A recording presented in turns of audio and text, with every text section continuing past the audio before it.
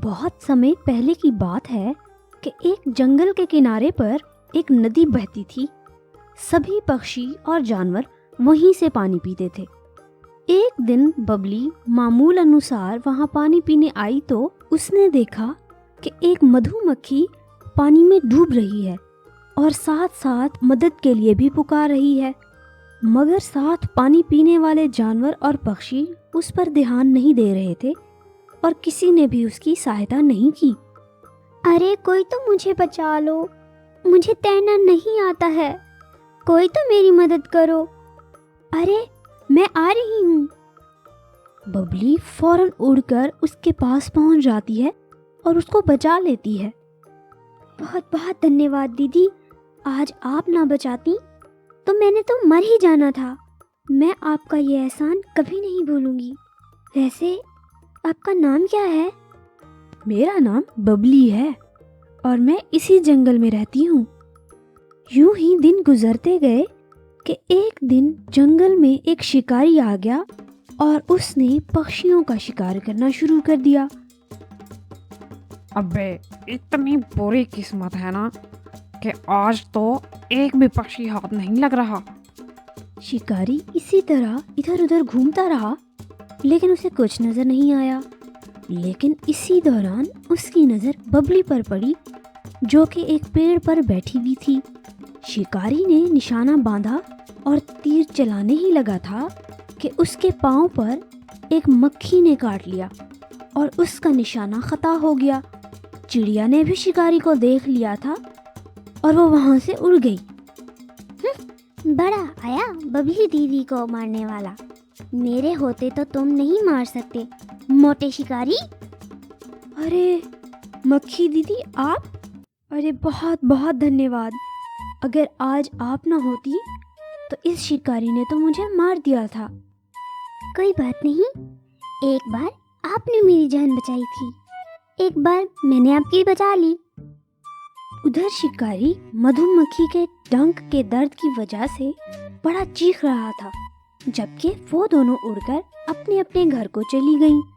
इस स्टोरी से हमें सबक मिलता है कि पुण्य कभी भी जाया नहीं जाता।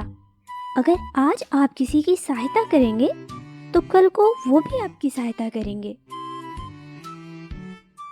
पक्षियों के एक जंगल में एक कबूतर महाराजा की हुकूमत थी। सभी पक्षी कबूतर से बहुत खुश थे। पूरा जंगल बहुत ही खुशहाल और हरा भरा था। बूढ़े कबूतर की एक बेटी मिंकी कबूतरी भी थी। कबूतर को हर वक्त उसकी शादी के लिए परेशानी रहती थी कि कब कोई अच्छे कबूतर का रिश्ता आए और वो अपनी बेटी की शादी कर सके। बूढ़े कबूतर की एक वजीर टूनी चिड़िया थी जो बहुत ही बुद्धिमान और चालाक थी।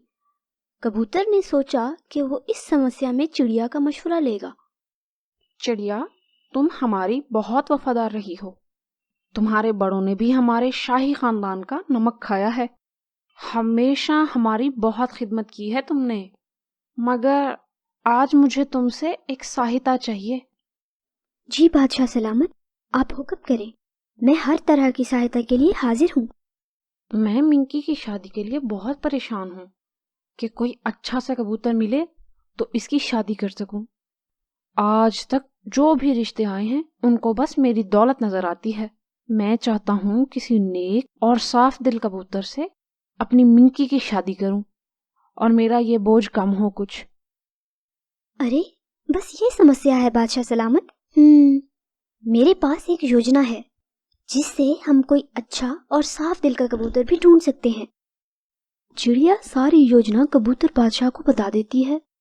तो ठीक है, फिर तुम कल ही जंगल में ऐलान करा दो कि जंगल के जितने भी कबूतर हैं वो हमारे दरबार में पेश हो जाएं।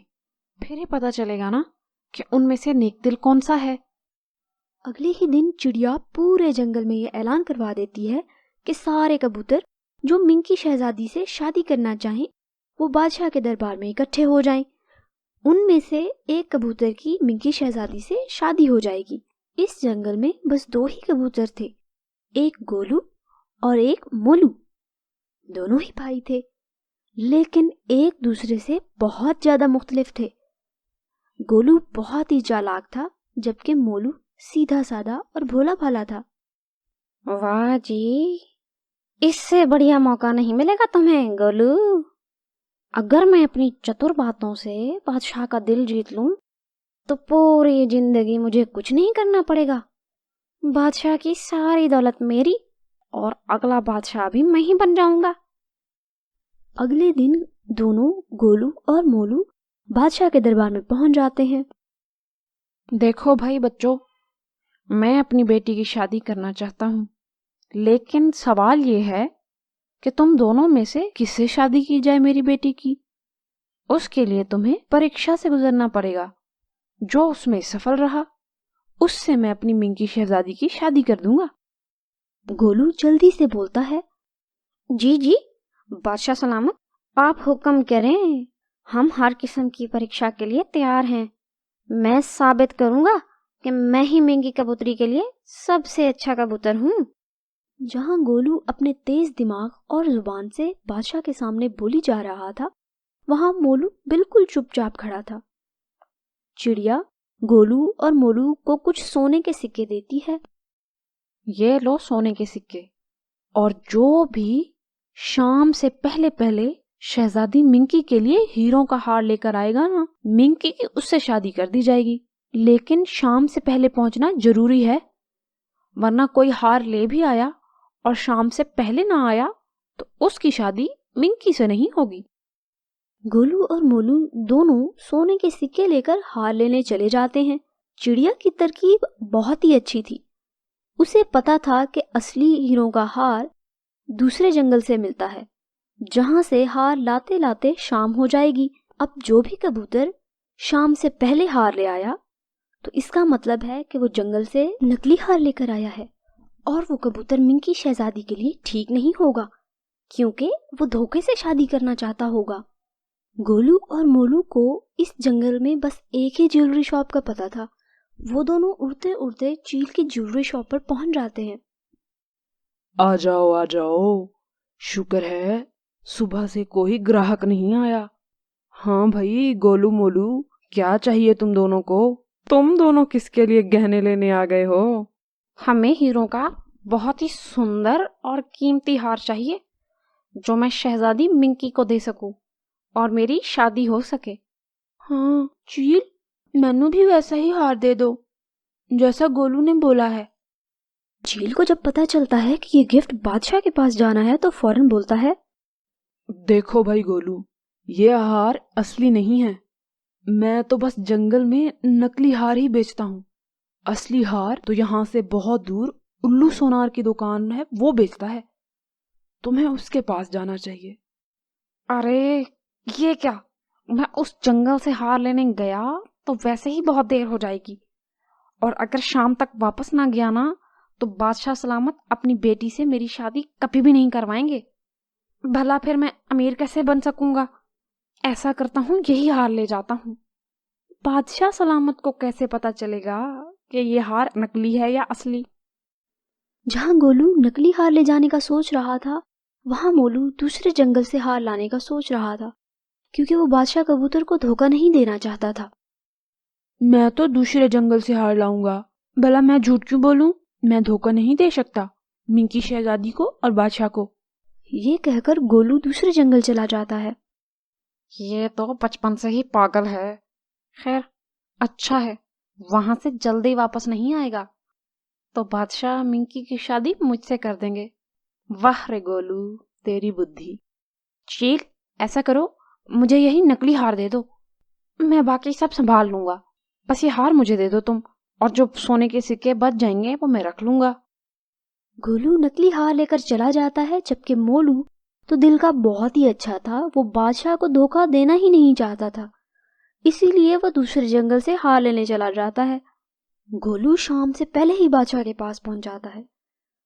बादशाह कबूतर गोलू को देखकर समझ जाता है कि गोलू नकली हार लेकर आया हुआ है और मोलू दूसरे जंगल चला गया होगा, इसलिए नहीं आया। हम शाम तक मोलू का इंतजार करेंगे। अगर वो शाम से पहले ना आया तो गोलू के हार की जांच होने के बाद उसकी शादी मिंकी से कर दी जाएगी। हार की जांच का सुनकर तो गोलू के पंजों के नीचे से जमीन ही निकल गई। वो फौरन बोलता है, देखें बादशाह सलामत, हार पहले मैं लाया हूँ, इसलिए कुछ भी जांच किए बगैर मेरी शादी मिंकी से होनी चाहिए। इसी सब में मोलू भी दूसरे जंगल से हीरों का हार लेकर वापस आ जाता है। वो बहुत ही ज्यादा थका हुआ था। चिड़िया फौरन कव्वे जोहरी को बुलाती है कि दोनों के हार का मुआयना करे और बता सके कि कौन सा हार असली है। कौवा दोनों हीरों के हार को अच्छे से चेक करता है। बादशाह सलामत, गोलू का हार नकली है, ये तो बहुत सस्ता आता है, जबकि मोलू का हार बहुत ही कीमती है। मैंने आज तक ऐसा कीमती हार नहीं देखा। मुझे पहले ही शक था कि गोलू ने हमें धोखा दिया है। और गोलू, ये तो चिड़िया की योजना थी जिसमें तुम खुद ही फंस गए और हमारी दौलत के लालच में हमें ही धोखा देने चले हो। जबकि मोलू ने सच्चाई से काम लिया, इसलिए मैं अपनी मिंकी की शादी मोलू से ही करूंगा और इससे अच्छा और नेक दिल कबूतर कहीं नहीं मिलेगा मेरी मिंकी को। गोलू अपना समूह लेकर रह जाता है क्योंकि उसकी चालाकी उसके काम नहीं आई थी। और फिर मोलू की मिंकी से शादी हो जाती है और उस जंगल के वासियों को एक बहुत ही नेक दिल और अच्छा कबूतर बादशाह मिल जाता है। हमें इस स्टोरी से सीख मिलती है कि हमें हमेशा सच बोलना चाहिए और किसी को भी धोखा नहीं देना चाहिए, क्योंकि अक्सर झूठ हमें खुद ही नुकसान देता है।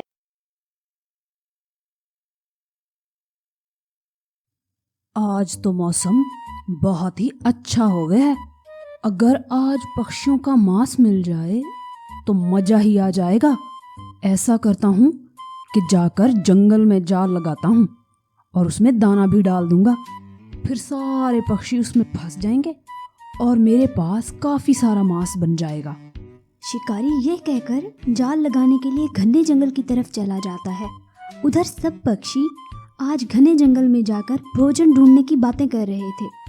अरे, कुछ पता चला कि साथ वाले घने जंगल की तरफ बहुत सारे अमरूदों के पेड़ हैं, जिन पर साल के इस समय बहुत ज्यादा अमरूद लगते हैं। क्यों ना हम सब मिलकर वहां जाएं? अमरूद? वाह तोते, पहली बार तुम्हारी चोंच से कुछ अच्छा निकला है। मुझे तो बहुत पसंद है अमरूद। तो चलो ना, चलते हैं। क्या सब ऐसे ही बातें कर करके मेरे मुंह में पानी लाते रहोगे? भला अमरूद किसे नहीं पसंद होते। चलो फिर आज हम सब मिलकर वहां जाते हैं।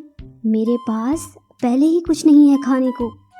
चलो मिंटू तोते, हमें तुम रास्ता बताओ फिर, ताकि हम जल्दी से वहां पहुंच जाएं। ऐसा ना हो कि हम लेट हो जाएं और साथ वाले जंगल की बुलबुलें सारे अमरूद खा जाएं। चलो भाई, सारे मेरे पीछे पीछे चलो, मैं आपको लेकर जाता हूँ अमरूदों के बाग तक। और फिर सारे ही पक्षी अमरूद खाने के लिए घने जंगल की तरफ चले जाते हैं। उधर शिकारी भी चलते चलते घने जंगल में पहुंच गया था, जहां काफी सारे पक्षी गुजरा करते थे। हाँ, ये जगह सही रहेगी। जाल लगाने के लिए ये जगह बिल्कुल सही है। यहाँ जाल लगाया तो बहुत सारे पक्षी इसमें फंस जाएंगे। शिकारी वहां जाल बिछा देता है। वो बहुत ही माहिर शिकारी था, इसीलिए उसने बहुत ही अच्छे से जाल बिछाया था कि इसमें सियाने से सियाना पक्षी भी फंस जाए। लो जी, जाल तो मारो लग गया है। अब बस मारे को इंतजार करना पड़ेगा कि कोई पक्षी इसमें फंस जावे। ऐसा करता हूँ कि तब तक घर चला जाता हूँ। शाम को आऊंगा और बहुत सारे पक्षी इसमें फंसे होंगे, फिर तो मजे ही मजे। और फिर शिकारी वहां से जाल लगाकर चला जाता है। उधर सारे पक्षी अमरूदों की तलाश में काफी देर से उड़ रहे थे, लेकिन कवि बहुत ही ज्यादा थक गई थी। अरे मिट्ठू जी, हम कब से उड़ रहे हैं? मजाल है जो हम कहीं पहुंचे हों। अब तो मैं बहुत ज्यादा थक गई हूँ, कृपया करके कहीं रुक जाओ थोड़ा। अरे कवि भाभी, आपकी जुबान तो बहुत चलती है, थोड़े पंख भी चला लेना जरा। बस थोड़ा सा ही तो रह गया है, फिर देखना सारे अमरूद तो आपने ही खा जाने हैं। वो ऐसे बातें करते और उड़ते हुए जा रहे थे कि वो वहां पहुंच जाते हैं जहां उस शिकारी ने दाने बिछाए हुए थे। अरे देखो देखो, जमीन पर कितने दाने पड़े हैं। चलो ना, पहले इन पर हाथ साफ करते हैं, फिर आगे जाएंगे। चलो चलो। इससे पहले कि कोई कुछ कहता, कवि वहीं उतर जाती है, जिसकी वजह से सारे पक्षी भी वहीं उतर जाते हैं। हाय, देखो तो कितने ज्यादा दाने बिखरे हुए हैं। ऐसा करते हैं, पहले दाने खा लेते हैं, बाद में अमरूद खाएंगे। आज तो खाना ही खाना होगा। लेकिन उन सब में बबली कुछ समझदार थी, इसीलिए वो फौरन बोल पड़ती है। देखो सब पक्षियों, मुझे ये बिल्कुल भी सुरक्षित नहीं लग रहा है। भला कौन ऐसे इतने ज्यादा दाने जंगल के बीचों बीच छोड़ेगा? ये जरूर किसी शिकारी ने हमें फंसाने के लिए बनाया हुआ है। ये जाल है और हमें इससे बचना चाहिए। बबली, एक तो तुम हर समय डराती रहती हो, कभी कोई अच्छी बात भी कर लिया करो। पैसे लगते हैं क्या? जब देखो नसीहतें ही करती रहती हो सकता है बबली दीदी, ये किसी नेक दिल इंसान ने हम जैसे भूखे पक्षियों के लिए डाले हों। देखें तो सही ना, यहाँ जाल तो नहीं है। किसी ने भी बबली की बात नहीं मानी और सबके सब ही दानों पर टूट पड़े। बबली भी आखिरकार उनके पीछे चली ही जाती है। वो सारे दाने खाने में गुम थे कि अचानक उन पर एक जाल आके गिरता है। किसी को कोई खबर नहीं थी। ये सबके लिए बहुत ही अचानक हुआ था। देखा, मैंने कहा था ना कि ये हमें फंसाने के लिए कोई चाल है, लेकिन तुम में से कोई मेरी बात कभी मानता है क्या? अब भुगतो तुम लोग। हाय, ये क्या हो गया है? हम यहाँ फंस के रह गए हैं, तो अमरूद कैसे खाएंगे भला? वो तो कोई और खा जाएगा। कर दी ना बेवकूफ़ों वाली बात। भाई, हमें जान की पड़ी है और आपको अमरूदों की पड़ी है। क्या ही कहने हैं आपके वैसे। भाई वाह। वो सब तो ठीक है, लेकिन तुम सब लड़ना बंद करोगे? हमें लड़ने की बजाय ये सोचना चाहिए कि हम यहाँ से निकलेंगे कैसे। कालू जी, बात तो आपने एकदम बढ़िया की है कि लड़ने की बजाय यहाँ से निकलने का सोचना चाहिए, लेकिन असल समस्या ही तो यही है कि हम यहाँ से निकलेंगे कैसे। जी कालू भाई, ये तो बहुत ही मजबूत जाल है। हम ना तो इसे काट सकते हैं, ना ही इसे तोड़ सकते हैं। हमें कुछ और ही सोचना होगा। अब तो लग रहा है हमारी मौत पक्की है। मुझे तो अब कोई भी बचने की उम्मीद नजर नहीं आ रही। वो सारे ऐसे ही बहुत ज्यादा मायूस हो जाते हैं। उनको अपनी मौत साफ नजर आ रही थी। वो तो बस अब इंतजार कर रहे थे कि कब शिकारी आए और उनको मार दे। कालू जी, मेरे प्यारे पतिदेव, आपकी बुद्धि तो बहुत तेज है ना। कुछ सोचें इस समस्या का। कहीं ऐसा ना हो कि हम आज यहीं मारे जाएं। हाय, मुझे तो बहुत डर लग रहा है। सोचता हूँ कुछ। चिंता ना करो, थोड़ा टाइम तो दो तुम सब लोग मुझे। और फिर कालू कोई उपाय सोचने लगता है, जबकि बाकी सब पक्षी बहुत ही मायूस थे। लेकिन कालू ने हिम्मत नहीं हारी थी। और फिर कालू के दिमाग में एक आइडिया आ जाता है। याहू! सुनो भाई, मेरे माइंड में एक आइडिया आया है जिससे हम इस जाल से छुटकारा हासिल कर सकते हैं। हैं? हाय, जल्दी बताओ। देर किस बात की है कालू? कहीं शिकारी ना आ जाए। सब मेरी बात गौर से सुनो। जैसे कि मैंने कहा, ये जाल बहुत ही मजबूत है। हम इसे तोड़ भी नहीं सकते और ना ही इसे काट सकते हैं। लेकिन एक काम ऐसा है जो हम सब मिलकर कर सकते हैं। और वो क्या है कालू भाई? जल्दी बताएं ना, आप भी जान कर नहीं बता रहे हैं। देखो, हम सब ऐसा करते हैं कि पूरा जोर लगा कर उड़ते हैं और सब मिलकर इस पूरे जाल को ही उड़ा कर ले जाते हैं। अगर हम सब ने मिलकर काम किया तो हम इसमें सफल जरूर होंगे, लेकिन सबको मेरी बात पर विश्वास करना होगा। मुझे नहीं लगता कालू जी कि हम इसे उड़ा पाएंगे। ये तो बहुत ही वजनी है और मजबूत भी तो इतना है। तभी वहाँ से एक साइड से शिकारी निकल आता है। पक्षियों को जाल में फंसा देखकर वो बहुत ज्यादा खुश हो जाता है। देखो, वो शिकारी आ गया है। अब हमारे पास सोचने का समय नहीं है। ऐसा करो कि सब मिलकर जोर लगाओ और इस जाल को ही उड़ा के ले चलो अपने साथ। ये शिकारी फिर अपना मुंह देखता रह जाएगा। और फिर सारे पक्षी जब शिकारी को अपनी तरफ आता हुआ देखते हैं तो वो ऐसा समझते हैं कि गोया मौत उनकी तरफ आ रही है। तो फिर सारे मिलकर उड़ पड़ते हैं।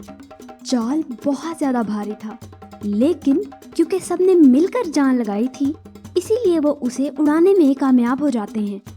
और यूं सारे पक्षी जाल को ही उड़ा के ले जाते हैं। शिकारी जब ये सब देखता है तो वो पक्षियों के पीछे भागना शुरू कर देता है। ओए चालाक पक्षियों, तुम तो बड़े सियाने निकले। अरे मेरा जाल तो वापस करते जाओ। लेकिन तब तक सारे मिलकर जाल को काफी दूर ले जा चुके थे और फिर एक जंगल में एक सुरक्षित जगह देखकर वो सारे वहीं पे उतर जाते हैं। अब असल मसला उस जाल से निकलने का था।